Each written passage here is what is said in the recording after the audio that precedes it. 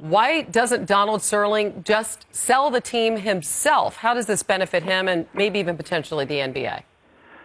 I think what we're seeing here, Hannah, is some sort of agreement that has been put together by Donald Sterling and by Shelly Sterling. She did have a little bit of leverage against him.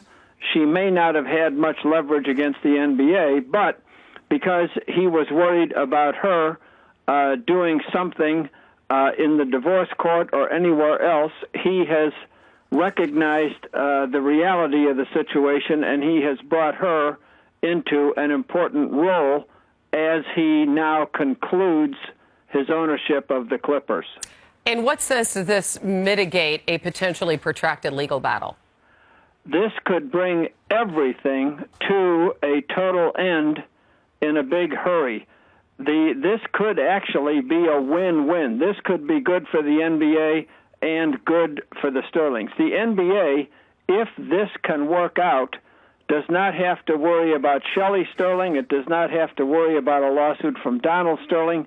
It would be a total settlement of all issues that are on the table and any future issues that the lawyers and Commissioner Adam Silver can forecast. This would be what lawyers like to call a global settlement. It would settle all pending issues, and everybody would then move on. The NBA would get a new owner, and the Sterlings would enjoy their money.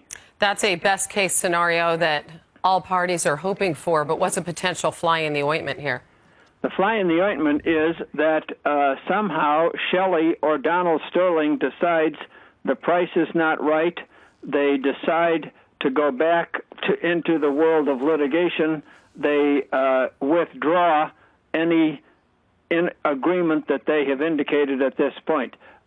Given what we know about the Sterlings, anything is possible, and the commissioner and his lawyers are going to have to be very careful and move along inch by inch, making sure that they have the Sterlings in a binding agreement that they cannot reconsider.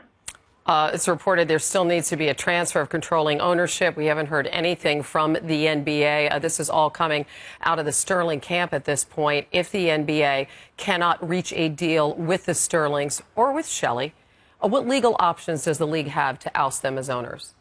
The league can oust them in a meeting of the owners that is already scheduled, and with a vote of 3/4 of the owners, as we have discussed so often, they can terminate his ownership. He is the so-called controlling owner. The league has total power over him as an owner. He agreed to all of this when he became an owner many years ago. So the league has all the legal authority and all the leverage it needs to terminate his ownership and then let Sterling try to figure out what he can do, if anything at all.